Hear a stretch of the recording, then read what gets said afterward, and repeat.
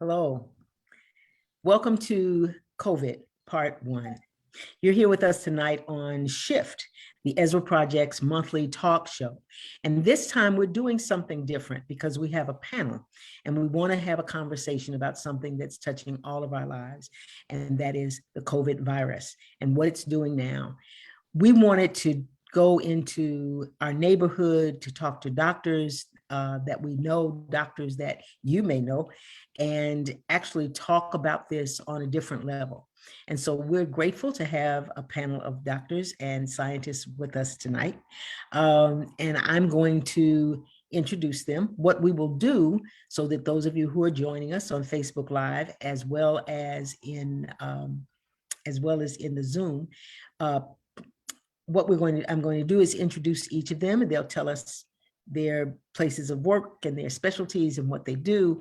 And then we'll have a little conversation, and then we'll get into some questions. So if you have questions that you want to put into the chat, feel free to do that. We have somebody who's feeding us questions. Hopefully we'll get to everybody's questions, but if we don't get to it, fear not. We'll get to it sooner or later. Amen. Okay, here we go. So we have with us 5 wonderful, wonderful, beautiful women who are doing all they can to save lives and help the community. And so we're going to start with Dr. Oyin, I said it right every time, Oyin Okubanjo. And so, Doctor, if you could tell us a little about what you do and where you are. Absolutely. My name is Dr. Oyin Okubanjo, but most people just call me Dr. O, so it's completely fine. The name is super phonetic, so you can't mess it up.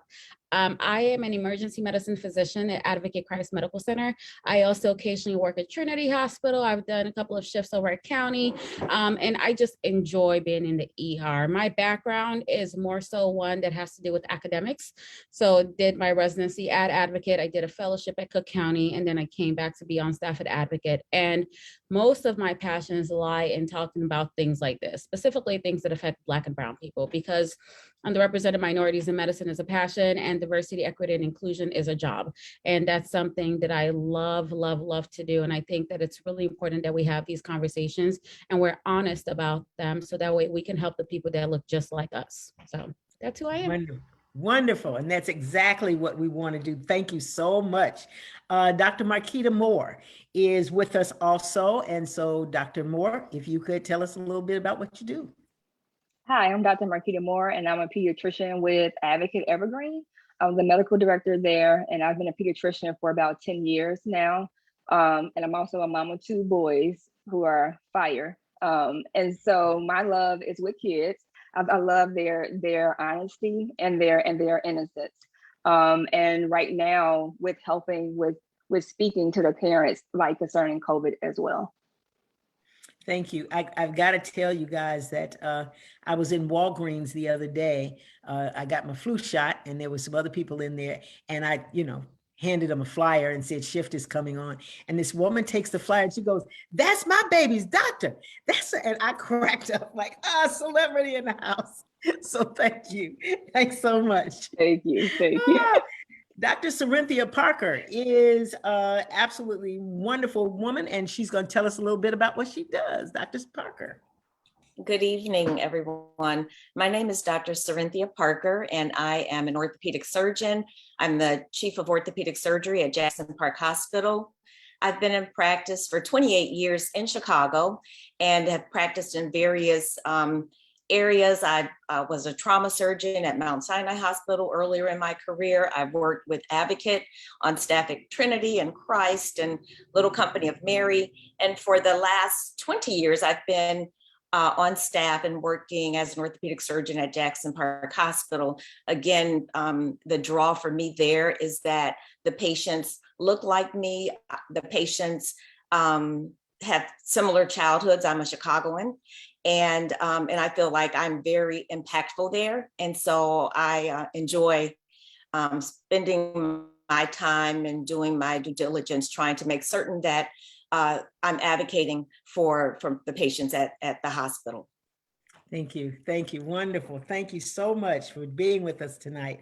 I want to go now to Dr. Kina Peppers, who is, I should warn everybody, she's working right now. So you see her in her scrubs. She actually may have to leave and go deliver a baby, but she's going to give us a sign. So Dr. Pepper, introduce yourself.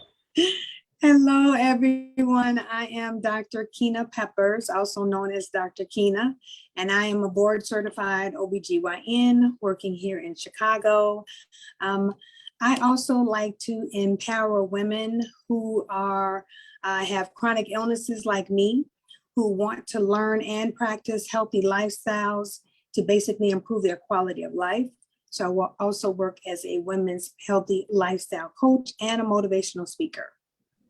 Wonderful. And I must say, the first time I met Dr. Peppers was at a women's retreat, and she gave advice. I told her I believed every word she said, and I've been doing what she said all along. Now, I'm not going to deal with weight or anything like that because she got to work on me on that, but she's on target. And so that brings us to Jourdan Howard. Jourdan is a young woman who's joining us. She was the last on the team and the one that I prayed for the hardest because I didn't know anybody who did what she does, but she does something amazing. So Jourdan Howard, please introduce yourself. Hello, everyone. Super honored to be here. My name is Jourdan Howard. I am an epidemiologist, and currently I work for the City Department of Public Health in the COVID-19 Bureau, specifically with senior youth and behavioral facilities. So I am in congregate setting. Okay, so we have everybody here. We've covered just about everything in hospital, and they've done just about everything. And what I love about these women is that not only are they working hard, but they're being honest. And that's what we need now, is honest conversation. Before we get to our immediate questions, I do want to ask you, just kind of jump in. What are you seeing in your hospitals? We're hearing a lot about the virus, about nurses and doctors being overwhelmed, about technicians being overwhelmed and so forth. And we're seeing that play out across the country as it did last year. We're seeing it come back again. Why don't you just give us the feel for what you're seeing in your practice and in your work that you're doing? So anybody can just jump in. I can jump in and get started. I will say, working in the ER, you see everything and you see it just as it very much presents, before it gets cleaned up, before it gets worked up, before, we call in all of our super wonderful specialists. So in particular, our hospital, myself included, we kind of thought that COVID was going to be over, right? We thought that the vaccines were going to come, people were going to be vaccinated, and we would no longer be talking about this. We would talk about it like something of the past, like, y'all remember when that happened? Except it's not going away. So initially, when it first started, everybody was like, we're going to work really hard. We're going to do these 28 shifts. We're going to overwork ourselves even because it's going to be over. And now there's no end in sight and people are tired. And people are exhausted and people are looking at themselves and saying, I don't need to do this. So we're having, unfortunately, a lot of turnover. So we are extremely, extremely short-staffed. And in being extremely short-staffed, the people that are there, they're just working even harder. So they're burning out even faster. And unfortunately, the people that suffer really are our patients because the doctors are tired, the nurses are tired, the techs are tired. Everybody's working several jobs that they should not be working. And so everything takes longer and people are just not as nice. It's not like you go to the ER for a friendly conversation anyway, but it's nice if somebody's polite to you. It's nice if somebody says hello and is, hits you with a smile or something, but that's just not there anymore. So all around, it's just a very sad place, to be honest, and it can be a lot. And sometimes I worry about training residents in a situation where that's all they're seeing is this lack of hope. That's a good point. It's an excellent point. Anybody else want to jump in the conversation? I see heads nodding.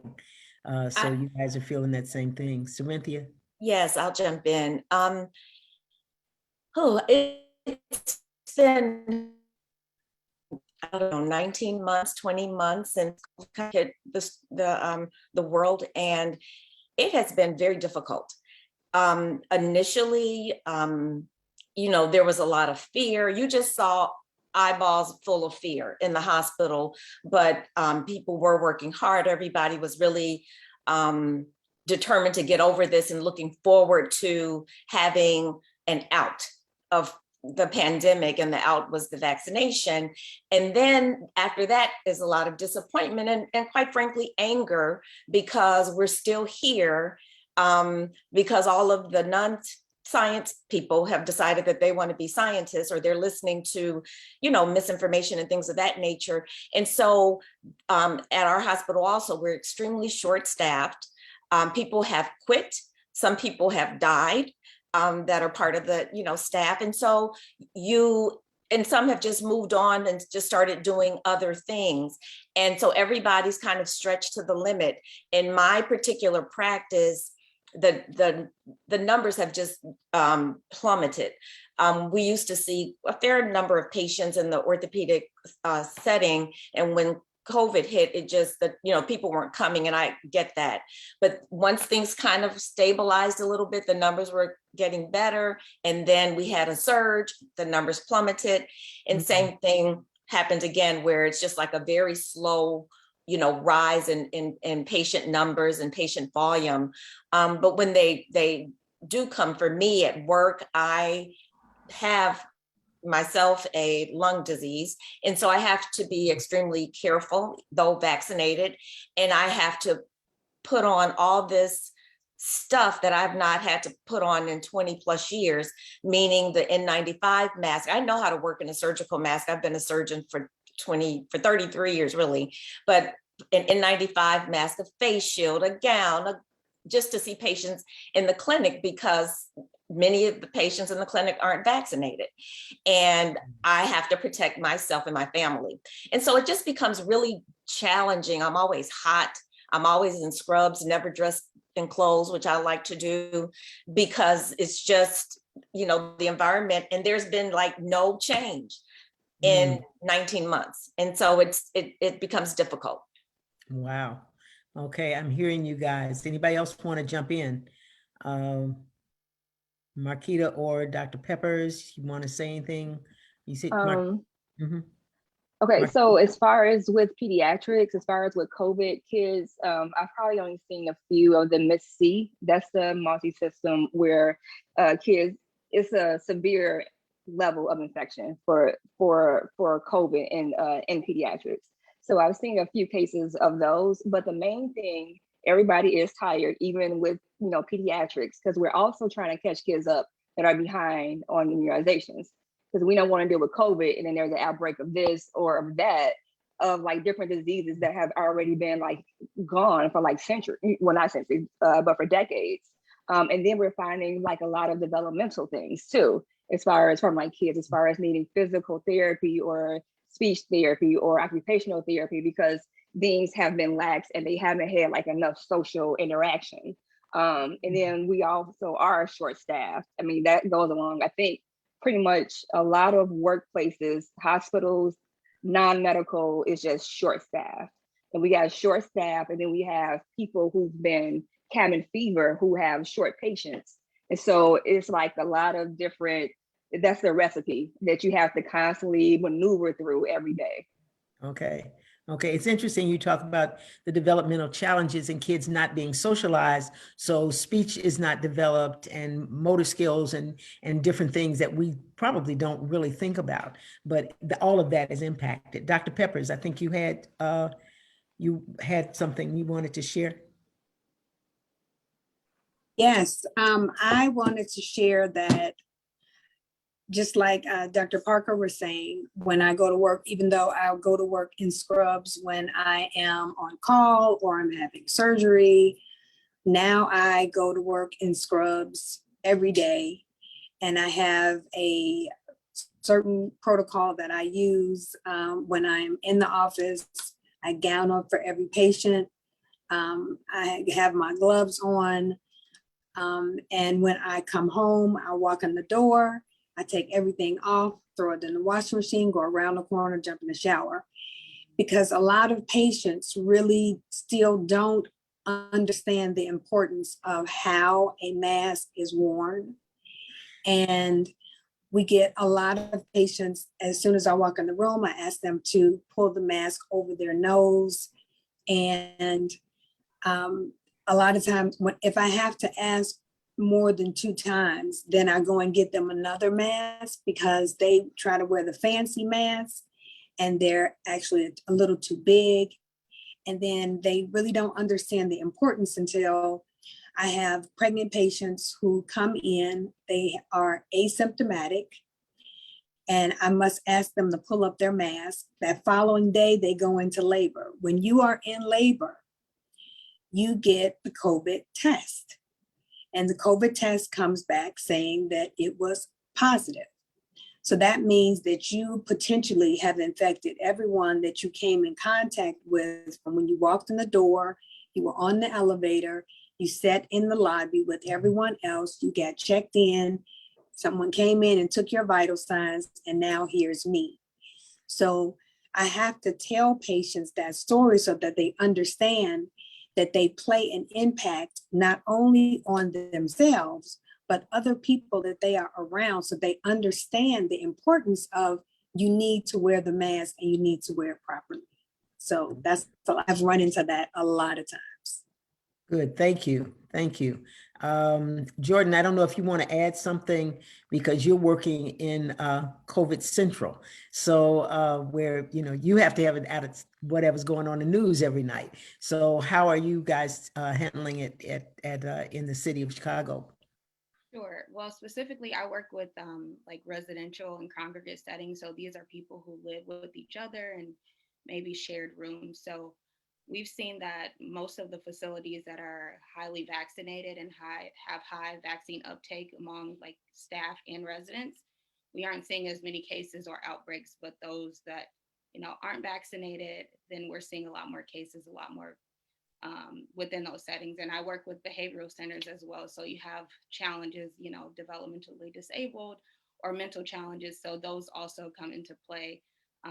Overall, we have seen a decline in our cases overall because a lot of these facilities have mandates and policies where they are required to receive the vaccine. But overall, to agree with the sentiments shared here is that, people are just tired of COVID. So with the mask wearing and social distancing, it's just hard to keep hope and among people at this time. Okay, so you guys are all seeing it, and we're all seeing it. People aren't even nice to people in the grocery store, and the climate that we're living in, I'm good for saying, do you want a mask? I got one, pull your mask up or whatever, but you have to be careful who you're saying it to, because, you may end up having to run. So I understand. I'm going to ask you guys some questions, and we have several questions for each of you. And so I'll ask you maybe one question and then go to somebody else and then come back around so that we're mixing it up. So Dr. O, we're going to start with you. Can you tell us a little bit about the symptoms of COVID-19? We're hearing about the Delta strand. How is that? Is it different? Is it the same? How do the symptoms look? What should we be knowing? Yeah, absolutely. So COVID-19 in general, it's a virus.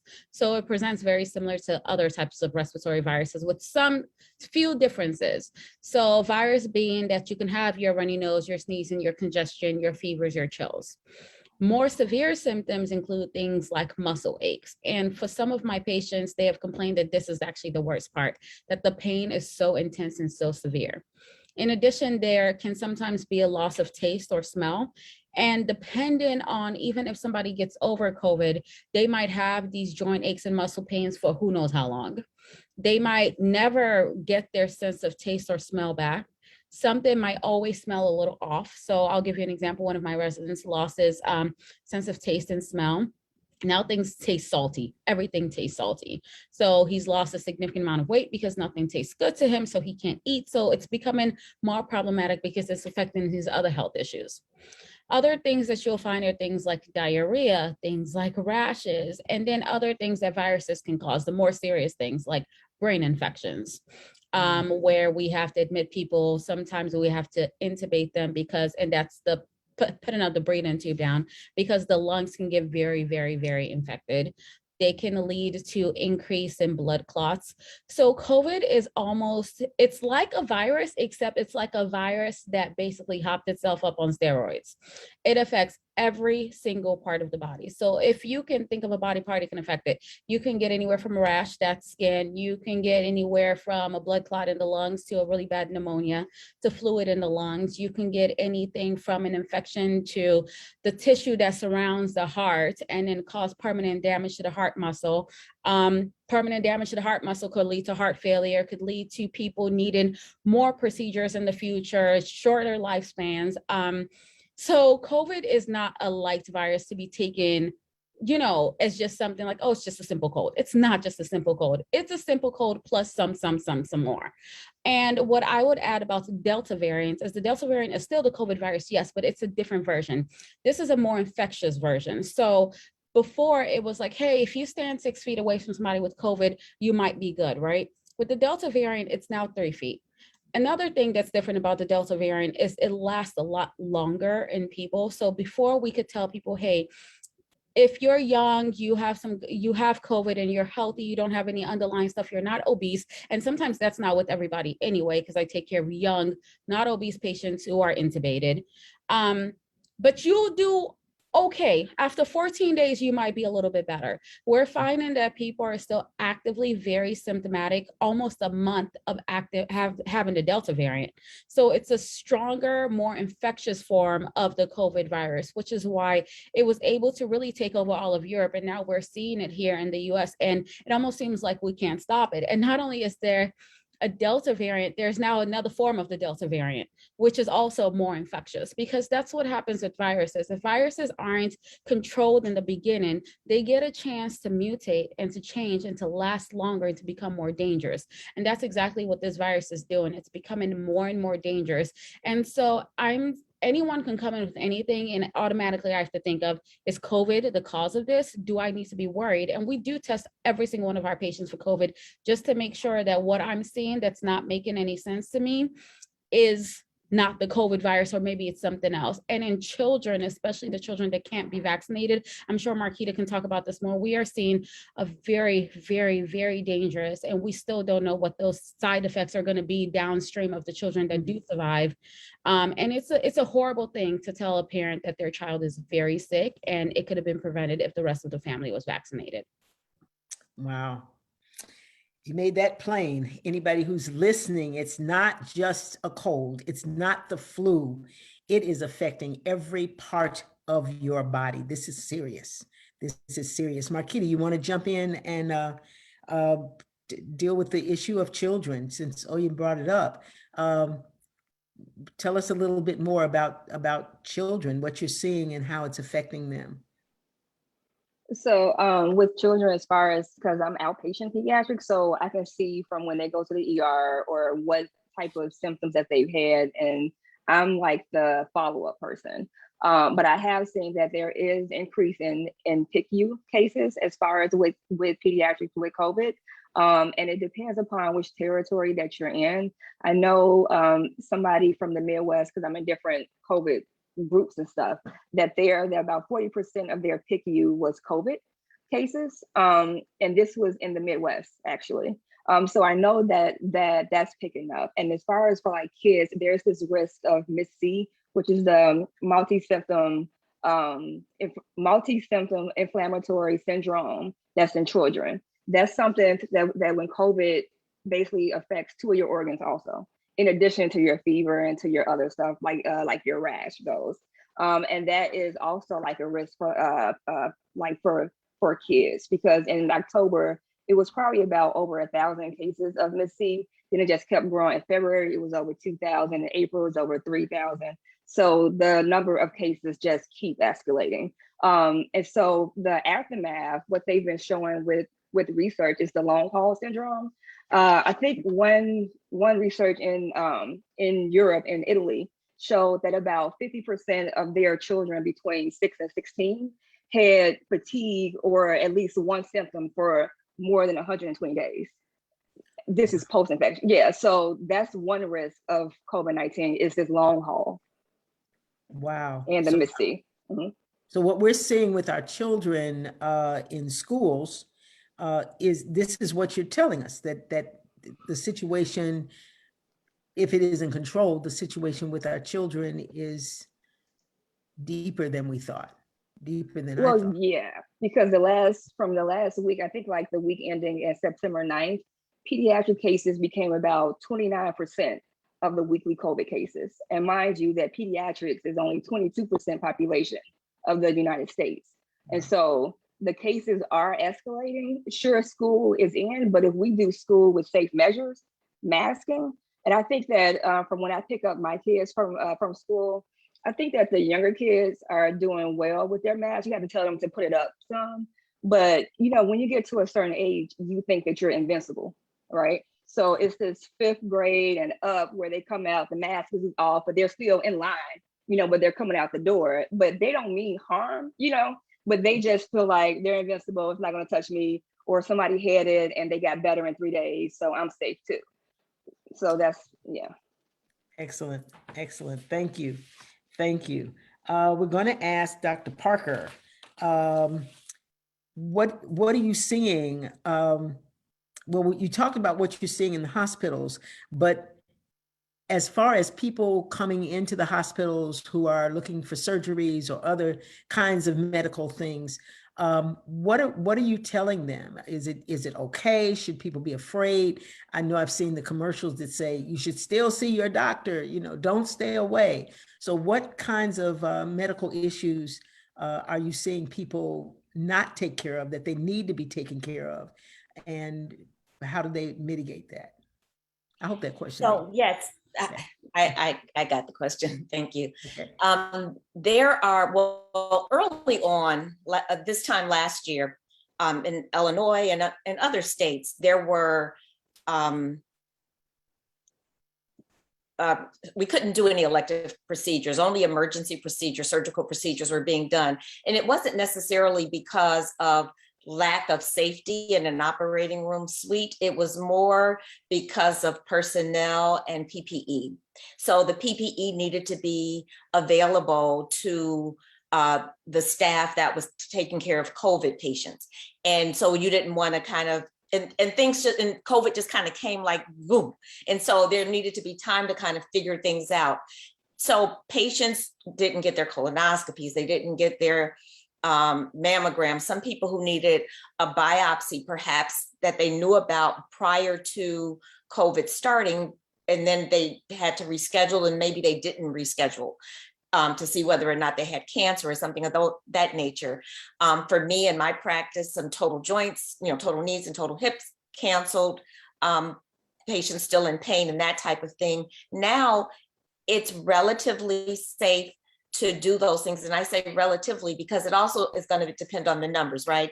If the numbers get to a certain place, then, they may have to halt elective surgeries again. But what I would encourage people to do at this stage of the game is to go to their doctor. And if you're prescribed a colonoscopy or a biopsy or something of that nature, go ahead and get that procedure done. There are protocols in place, and they vary a little bit, I think, from hospital to hospital for COVID testing a few days prior to the surgery. And when you get to the hospital, the operating rooms are, they all have the proper airflow and that type of thing. If for some reason you get admitted to the hospital, they have COVID units, and then they have units where people are not COVID patients, and the staff has a protocol for dressing for the COVID unit that's going to be different so that they're not cross-contaminating from one unit to the other. So I think relatively in terms of, if I go to the hospital for this procedure, am I going to get COVID? The likelihood of that is slim to none. But you still have to wear precautions, meaning, and I guess we'll probably drill this down, hopefully by the time this is over, but wearing your mask properly, meaning if your nose is out, you don't have a mask on, period. You may as well not have anything. A chin mask is not a mask. A mask over your mouth only is not a mask. A mask over your nose and mouth is a mask, and I'll demonstrate later how that should look. The other thing is, if you do have to come into the hospital and you know that you are going to be admitted, I would suggest that you plan to bring your phone and your charger. Put your name on it. And I say that because if you're hospitalized, and right now they're allowing a limited visitation for patients. But if something were to happen and the numbers skyrocket and they shut that visitation down, you don't want to be left with an inability to, reach out to your family. And the nursing staff, which is very short, doesn't have the time like they did earlier in COVID to go to their locker and find their phone so that they can help you get in contact with your people. So I would suggest, if you don't remember anything else, to remember to bring your phone and a charger with you if you have to stay overnight in the hospital. Excellent, excellent. This past week, I had to have cataract surgery, and they told me what not to bring. And before that, I had a mammogram, and I discovered that all the lockers were locked. I couldn't put things in lockers like before. They put it in a plastic bag, take it with you, whatever, so that there are some changes. We can't just go in like we used to, but you're right. And have your charger, please, because the battery's gonna die. The battery's gonna die. So thank you. Let's see, who did we not do? We did not do Jourdan or Dr. Peppers. Somebody's got a question. I don't remember who. So we'll just keep on going. So let me go back again. Let me go to the issue of masking. Has come up a couple of times. I'm going to ask Dr. Moore to talk about kids in masks, because you talked about that a little bit, and maybe parents, I don't have kids. I don't know what parents are putting on their kids.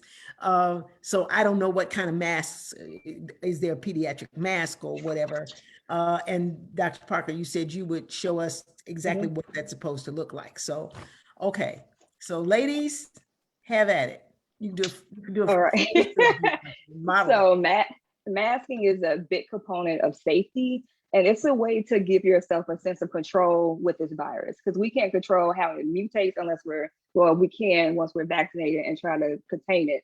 But the personal control, masking and social distancing, masking protects everybody. It protects you, the person that's away from you, protects your like community and your household too. So there are certain myths that people say that it will increase adverse health risk when they've done research, and it hasn't. And as the surgeons have already stated, they've been in masks for years, for 8 hours or so. And then for this past year and a half, I can't even remember, because COVID time is like fast and slow at the same time. So this past year and a half, I've been masking, and I've been wearing 2 masks probably for like a year. I just go in there and I just been double masking, unless it's a symptomatic patient. There's an N95 with a double mask over it, as far as in the office. So it does not create adverse health risk. Breathing is not worse with it. So you don't hold on to more carbon dioxide. You don't have decreased oxygen with it either. For some people, it might be uncomfortable, but it's not making, breathing worse. And then also, as far as some people were scared that it would decrease speech development for like kids, because they can't see like the mouth. And now for children 2 and under, they don't wear one because they can't put it on easily or take it off. Now 2 and up should. And people can still have speech development based off of body language, based off of tone of voice. And they've also done research where kids take speech by the eyes also, where they can look at you and they can understand feelings there. So those are the myths to say that speak against wearing masks, when those aren't true. Now for kids or for grown-ups, you will want at least a 2-layer breathable mask. You can either have some disposable ones that you actually do dispose of, or washable ones that we do have to wash.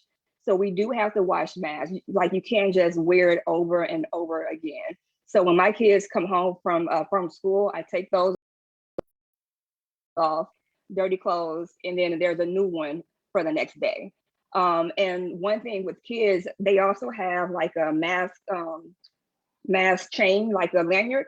So when they eat, they could just take the mask down and they don't lose it, and then they could put it back up. Because I know that they still have to eat lunch like at school. And the proper way is that it should fit over the nose, the mouth, and the chin. There shouldn't be any gaps on the side of the mask. And also, you don't have to take your mask down to talk, because a lot of people I've seen, they take their mask down to talk, and that's when you're spraying, because certain words and sounds have, so you want the mask up, when you talk. So those are my tips about masking. I admit guilt. I don't take it off, but I'll pull it out some because they Because can't it feels hear me. weird. But yes, I said I wanted a cheeseburger and then put it back, Okay. But it's permanent too. But some people, they take it down and then. Yeah. Okay, so Well, Cyrenthia, as a surgeon who has worn a mask for 30 plus years, I can assure you that you can be heard with the mask on. We don't take our mask off in surgery. We don't touch our face in surgery. Our hands have to be sterile, and we're masked, and we're asking for instruments, and we're doing different things, and everybody can hear you when you speak. So don't worry about that. But what I find is, so people, they have these cloth masks. I'm going to do a demo because sometimes you have to see it to understand. And so this mask doesn't have any kind of metal at the nose. It's just cloth. And so you put this thing on, and it will sometimes, like, you'll start okay, and then the next thing you know, here it is. Yeah. No mask. Yeah. Then it becomes a chin mask. And so and you're constantly, and so what I suggest, if you have a mask that does that, get rid of it or find a way to make it work. So these double masks, many of them have a little hole or something where you can either put a filter in or you can put a cage. I recommend that you go on Amazon and Google or Amazon cage masks. Okay. Or masks, or cage for masks. They look like this. They're silicone. They're flexible. They're comfortable. And they go into the little hole and they pretty much sit on you like this. Okay. So it actually keeps the fabric away from your mouth and everything too. And when it's all complete and everything is put together, it looks like this. So this is the same mask as the red one, but it's up here. It's not going anyplace. I can talk. And I recommend that you get that, because this is, you may as well have not even bought the freaking mask because it's not working. Your nose and your mouth, that's your nasopharyngeal pathway. It's connected, and that's an entry for the virus. Okay. All right. I'm gonna get a cage. My girlfriend told me to get a cage anyway, so your makeup doesn't get on it. So ladies, get a cage. Thank you. Okay, Dr. Peppers, that brings us to you as we talk about masks, and we have a lot of questions about women and and pregnancies with masks. So how does COVID affect fertility, menstrual cycles? Women are concerned because at first they said pregnant women couldn't have the shot, and then they said they could. So help us understand as women what's going on with us. Okay, so as far as the vaccine, that's what we'll start. We'll start with the vaccine. Right now, every pregnant patient should be vaccinated. So the CDC, as well as the American College of OB/GYN, want all pregnant women to be vaccinated. So I encourage pregnant women to get vaccinated, and the studies have shown that there are no complications with the patient, there are no complications with the fetus. So the way that I do it is I start off early discussing them getting vaccinated. And as the pregnancy continues, I would continue to talk about it. And then what happens is in the third trimester, it's also recommended by the CDC and the American College of OB/GYN that all pregnant patients get the Tdap, which covers measles, mumps, and rubella. So I'm sorry, which covers tetanus, diphtheria, and pertussis. So there's so many out here, but the pertussis is the issue because part of childhood immunizations, you go to kindergarten, you go to grammar school, you go to high school, you always need these vaccines. Somewhere in there, the Tdap, or the one for the whooping cough, started to go down. So I don't know if they actually have whooping cough commercials out here now. And they say that it's more than just for children. And that's because the incident has increased. So we have babies that are getting the whooping cough. And I even had a patient who did not get the whooping cough vaccine, and her baby died at the 2nd month of life prior to getting the Adacel vaccine. Yeah, I see you shaking your head, Dr. Moore. Yes, prior to getting it. So when she came in for her visit, she wanted to know when she was going to get the Tdap vaccine, because that's what happened with her last baby. So when we get to the 3rd trimester and I explain everything about the pertussis, they all say, yes, I want to get that vaccine, because I talk about how everybody's holding your baby and it's right here from here to here.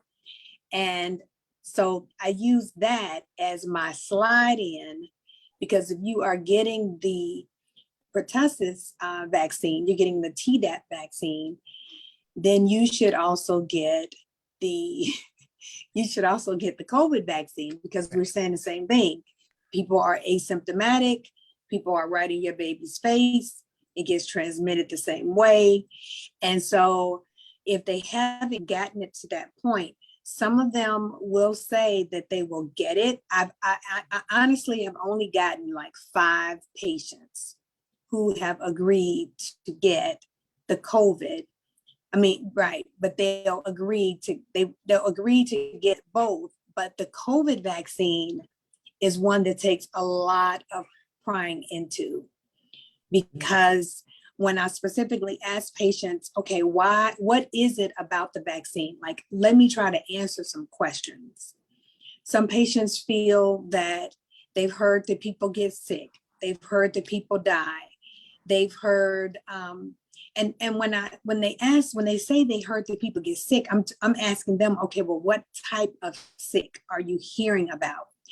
And some of them will say something that's really simple, like, your arm hurt, you had a fever, and then they start saying, well, I heard that someone died, and I heard that people can't walk. And when you ask them, where do you get your news from? The common answer is social media. So a lot of the patients are not looking at like the regular news that comes on television. Yeah. Okay, I think NBC or CNN. So where they're getting their news from is a problem if you're getting your news from Facebook or you're getting your news from Instagram. So I encourage them to watch a news, or I actually encourage them, okay, well, maybe you need to go to the CDC website and get more information and start thinking about that.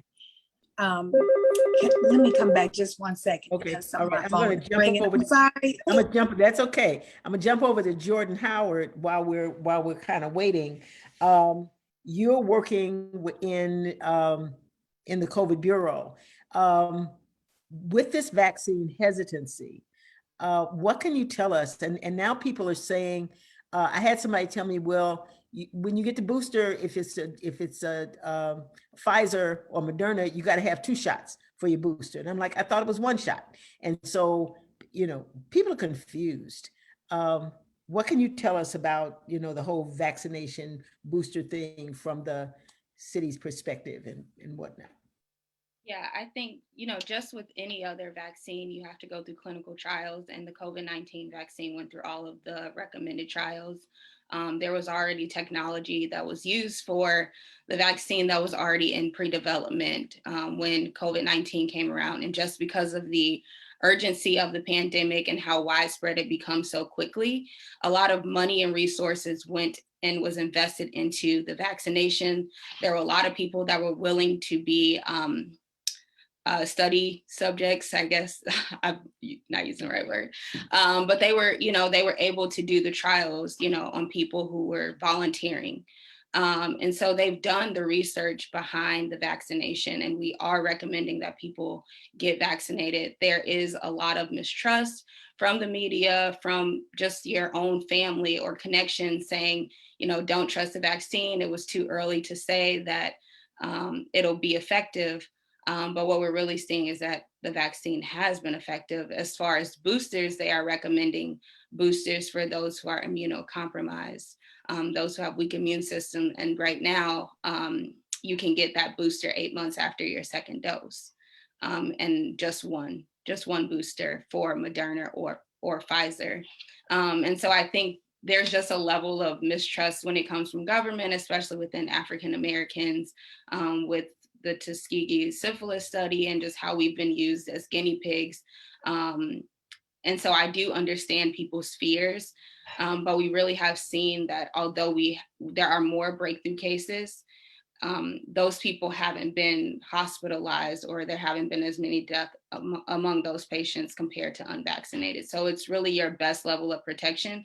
And with the virus, as Dr. O was saying, is mutating more aggressively. Each strain is more and more aggressive. So while you may be okay and you haven't gotten any symptoms from the Delta variant, or you haven't been affected, it doesn't mean that the next strain coming behind that won't affect you. So it's just really important to vaccinate yourself and trust the science behind it until otherwise stated, and trust the transparency of the CDC and the FDA. Good answer. Good answer. We're going to go back to Dr. Pepper, since she did not have to run and deliver a baby. So we're going to run back to her, because you were kind of talking about how you convince people to trust the science, to take the test. So if you can pick up from where you left off, or however, we appreciate it. Right. And the other thing that I try to explain to the patient is that this is the only opportunity that she will have right now in order for her baby to get vaccinated. So if they look at it like that, because, she gets the vaccine, she then makes the antibodies then get passed on to the baby. Right now, we are still trying to figure out how we're going to vaccinate anyone less than 12. Well, it was 17. So by the time they get all the way down to a newborn, that's going to take a while. And in waiting for that to happen, there are so many people that are getting COVID. Mm-hmm. And unfortunately, just like a couple weeks ago, there was a pregnant lady, and she delivered 1 week after she had COVID and died. And then a couple days ago, they announced that her husband had COVID and he died. They have 5 children, 5, 4, 3, 2, and a 3-week-old. Jesus. Right.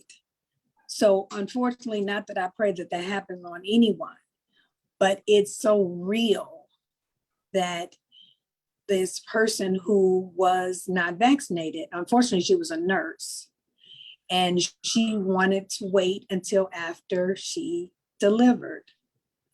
So I try to explain to patients how real it is, and how no matter, what you look like, how tall you are, where you live, the Delta variant is looking for you.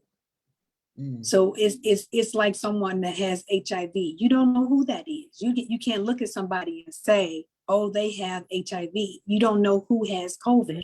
Mm-hmm. So you have to really explain that the COVID is out there looking for you, how serious it is, and how many patients or how many people have actually died from it. So I do my best and spend so much extra time in a patient's room trying to get them vaccinated, and at least them saying, okay, I'm going to think about it. Okay. And then I have a patient, her entire family is vaccinated. She's the only person who's not vaccinated. And she is now in the 3rd trimester, and she's thinking about getting vaccinated. Wow. So it's a hard sell, especially in the Black community that I'm in, because a lot of people believe what their grandmother said or what their girlfriend said, and they can't even give you a reason why they heard what they heard or where it really came from, but they just know that it's not good. And then there's the one about how it's a tracker, and it's being used to track you. And what I do is I tell them to hold up their phone, because your telephone is tracking you every place you go. If you park a certain place, if you walk out the house, it's going to tell you that you are 12 minutes from this, this, and this. So that's the tracker. It's attached to your hand. It's an extension of your hand. Right. So, and you know, that's so true. You know, I've gone into a store and suddenly there's a sale on my phone. You know, shop now, here's a coupon. Really?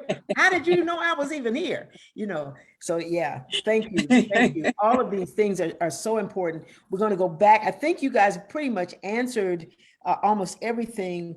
I do want to go back to Dr. O though, because is there anything that would stop a patient from a person from taking the vaccine?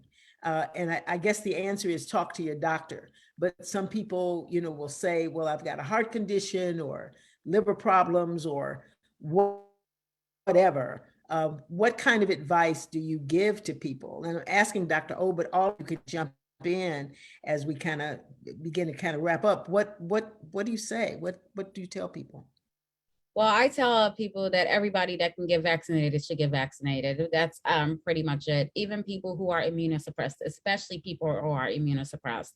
So when I say that there's different categories of what immunosuppression is, and a lot of people don't realize that, a diabetic is immunosuppressed, you know, so people who have diabetes most definitely should take the vaccine because they have other risk factors. Someone who has lupus is immunosuppressed, depending on what type of medications they're on, and they should definitely take the vaccine. Earlier on, what we were saying is that people that were actively receiving chemotherapy and or radiation should speak with their physicians. But even in speaking to our specialists, our infectious disease specialists, they also recommend that they get vaccinated, except the way that they recommend that they get vaccinated is a little bit different. So in terms of the observation time, so when you get the vaccine, you're usually observed for at least 20 minutes or so to see if there's any type of serious allergic reaction that happens. Anything can cause an allergic reaction. And when we say serious allergic reaction, we don't mean, oh, I feel like I'm gonna pass out, because a lot of people try to say that. It's not an allergic reaction. More so like lips get swollen, throat gets swollen, you have difficulty breathing, start to make wheezing sounds and things like that. Those are serious allergic reactions that can happen with anything.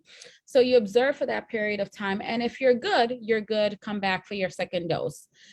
In people who are immunosuppressed, it's either that you observe them for longer or you administer the vaccine in a safer situation. So at our hospital, for example, some of the things that we were doing is our very, very ill people that could not get the vaccine amongst another group of people, is that we were actually vaccinating them in-house and then watching them in-house to make sure that there wasn't any other additional effects that would happen. The really, really very unfortunate thing is that there are still some people who, unfortunately, their immune system is so low that in order for vaccines to work, your immune system has to be working just a little bit. And in order to get the response so your body can make antibodies, your immune system needs to be working okay. And if there's some people who, unfortunately, maybe this is their third bout of cancer, maybe they're on a chronic immunotherapy that basically makes their immune system not have the ability to create those antibodies, in those people, then we are not vaccinating them, because in order for you to be protected when you get a vaccine, your body has to see a little piece of it, not the virus. And that's a really important thing to note, that when you're getting the vaccine, you're not getting the virus. You're basically, the way I like to describe is that if I had on like one of my puffer coats, you know, that we all kind of grew up with, if we grew up in Chicago, and, you know, I walk in, you would recognize me by the puffer coat. But if you saw the puffer coat sitting down, even if I wasn't there, you would recognize me and react the same way, right? That's the same way that basically your body seeing a vaccine is. It sees something that it recognizes and it reacts by making antibodies. In order to make those antibodies, you have to have the tools and the equipment to make those antibodies. So if you don't have those, and those are usually the very, very seriously ill cancer patients, then we would not be vaccinating them. We would be relying otherwise on the people that state that they love and they care for this person, that want to be around them, clinicians, nurses, their family members, to get vaccinated for them, because those people can't and they are most at risk. Okay, all right. I think we've gone through almost all of the questions that I had We said take a flu shot, right? That was one of my little things. And you can take them both at the same time. I think we've covered just about everything. So what I'm going to do is ask each of you to just give your advice. And then we want to also, Lolita does all of our tech stuff and graphic stuff. Lolita, if you can put something up, and then when we come back, ladies, after we look at these slides, when we come back, I want each of you to tell the audience your advice, your story, your whatever you want them to know. This is it. Okay, all of America is listening to you. I'm sure there are 9,000 followers at least on this feed. So Lolita, if we can pull that up, and if we can, and if we can't, we'll just keep on going. It's not coming up, so maybe we can't do it right now.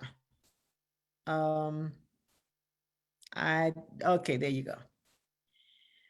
So this is COVID part 1, and I thank all of you for being here. We're going to be doing another part of this. Shift is on every month, and so we're going to be doing another part of this next month, and I want everyone to know that. So if we can go to the slide, I think it's the next slide. I hope it's the next slide. We're going to do something called COVID, been there, had that. And these are testimonies of people who have had COVID. We've got about 6 people. It'll be a longer session. We're going to do 90 minutes and let people actually give their testimonies and tell what they went through. You have made it, you doctors have all of you have made it very, very clear tonight what this virus can do to our bodies. And so on the next time, which is next month, we're going to have people talk about what they've actually been through and what they had to face in dealing with COVID. And that'll be on October the 21st. We'll be been there, had that. And Dr. Horace Smith, Bishop Horace Smith, who is an MD, he's the attending physician at Lurie Children's Hospital, is going to also be there, because as a pastor of a mega church, Apostolic Faith Church, and as an attending physician, he's in the place where you are and in the place where many of our listeners are in terms of church. So he's going to talk about what the spiritual and the physical aspects of this vaccine hesitancy and what the community should be doing. There's another slide too. I just want to let people know what's coming up on for the Ezra Project. On the 9th, we each year, so you can make note of this, each year we have the Michael and Rosa Sales Scholars Legacy Awards. These are for awards for high school graduates who are active in their churches and giving back in their communities. And there's also an award for seminarians, people who are preparing for ministry or in ministry and going further. Those awards for this year, it's $1,000 for each awardee, and it's not a scholarship. It is an award to say thank you for giving back. And so that will be October 9th. It'll be virtual here on Facebook Live. Like I said, Shift, the part 2 is going to be October 21st. And many of you know about our Torchbearers Legacy Awards, which is where we started, where we award the unsung heroes of our churches. And they are people in all aspects of church, maybe teaching, maybe administration, maybe ushers, maybe choir members or whatever. And so we're going to be doing that award in November. And one of our awardees, for the first time, we're giving a humanitarian award to Andrew Holmes, a community activist. And we'll have a special shift with him in November. So I think that's it. So we're going to come back and let you ladies talk about what do you have to say in these closing moments. Take your best shot. Give them what you got. Let's everybody get on board. I'm ready. And so if you want to go in the same order, Dr. O, you volunteered to go first. So now that you've brought it out, tell us what's next. What should we do? I'm just gonna be really, really super honest.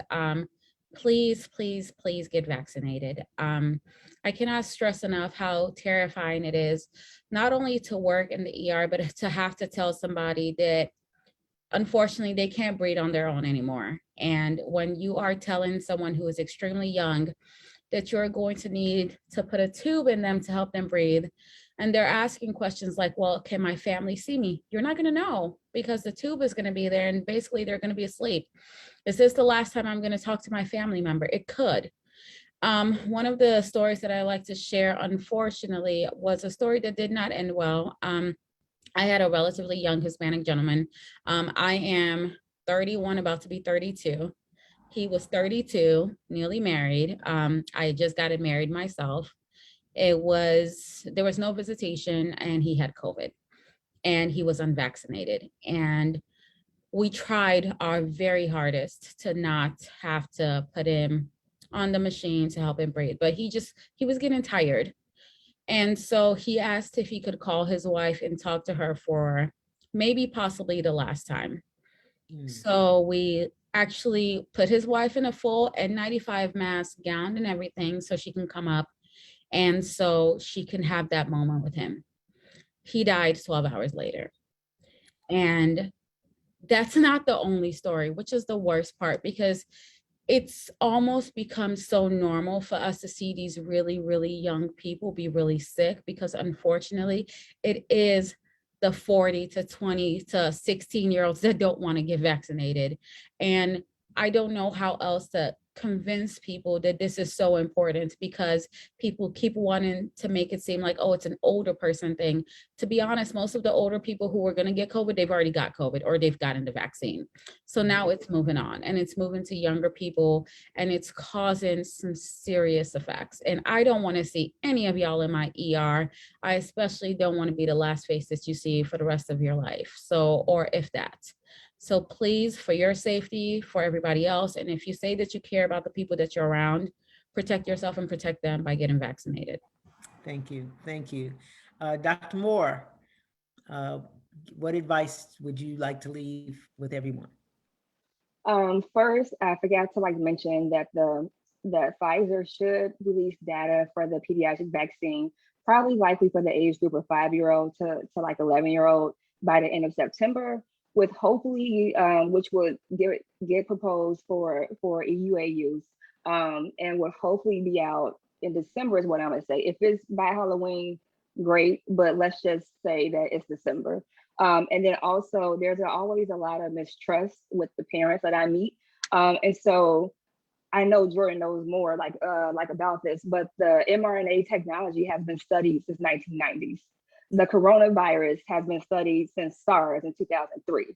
So nothing just fell out in January when COVID was high. So they were already researching this since the 1990s.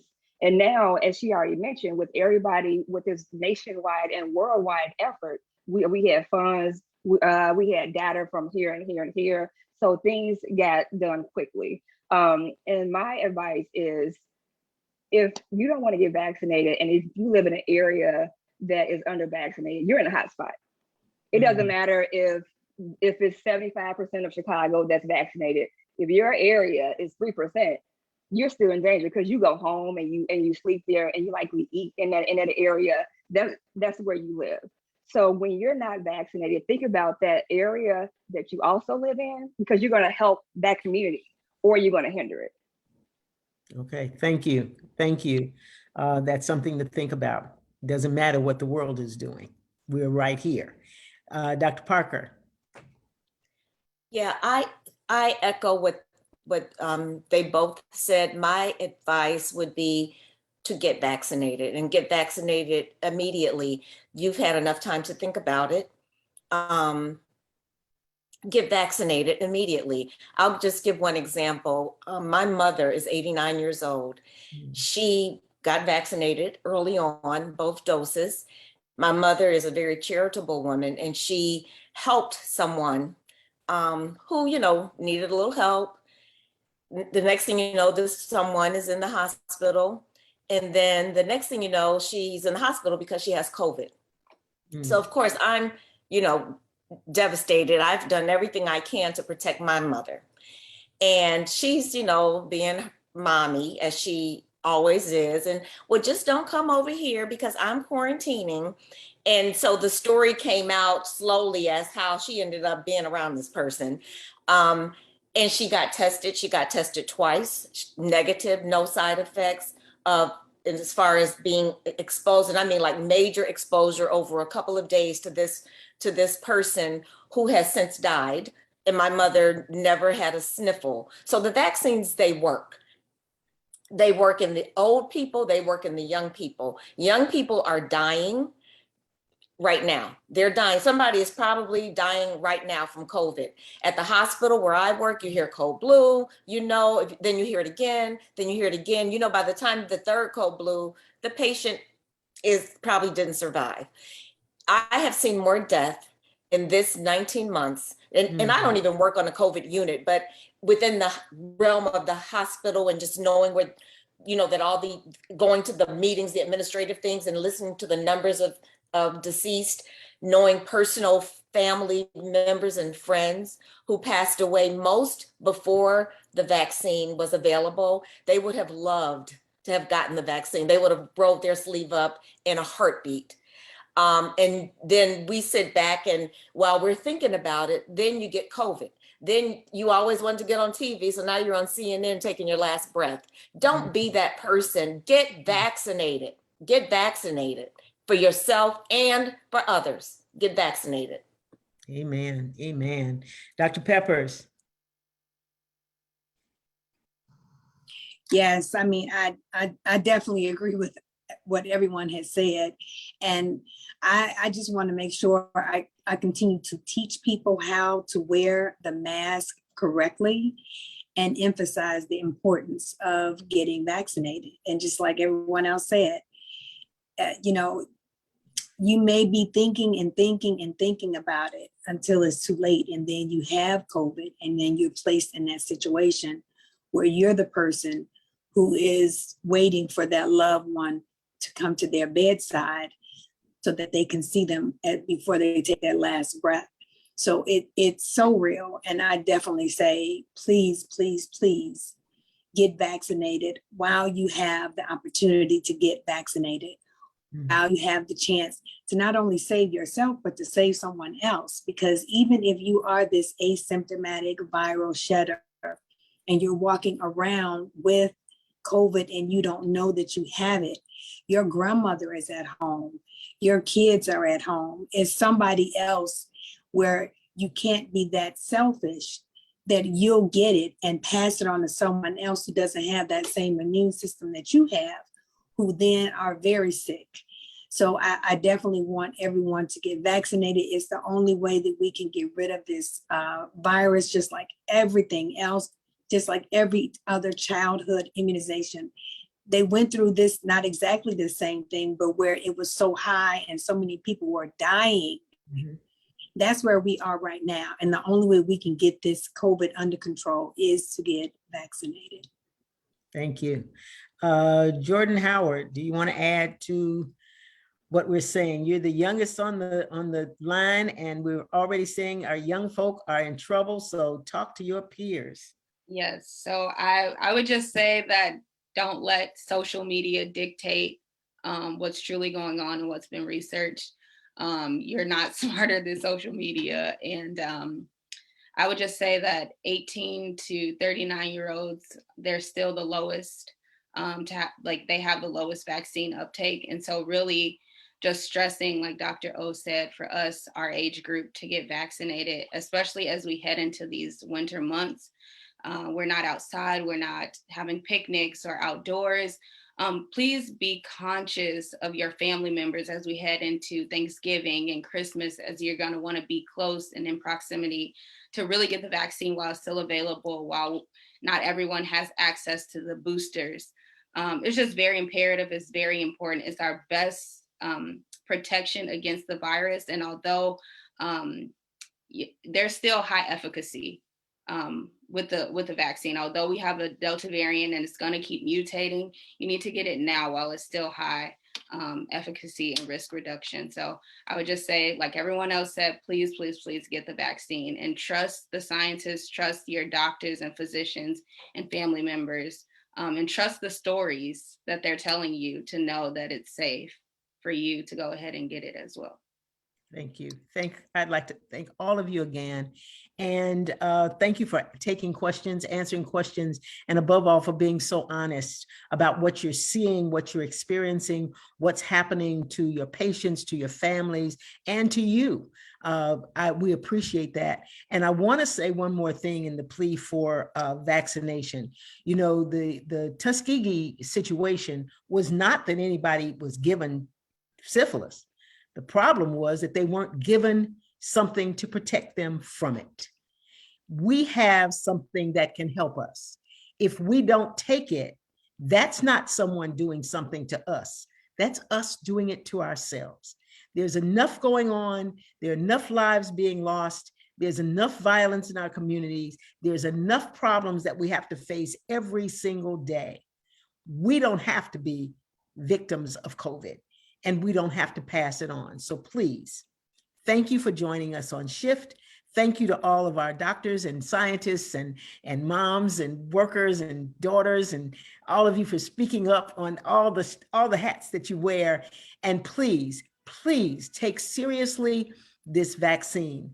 You must be vaccinated so that you can protect others. We'll see you next month on Shift when we'll have people tell you their stories of what they went through. Some of them who had not, before the vaccine was available, some who lost family members, most have had COVID, and some who even had breakthrough. We want to keep pushing this. This program will be available on YouTube. It'll be available on Facebook.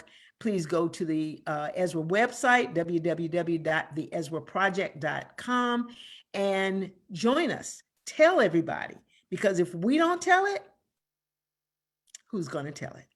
God bless you all. Have a wonderful evening, and thank you for joining us for Shift. COVID, do what you got to do to keep it out of your neighborhood and out of your house. God bless you. Thank you.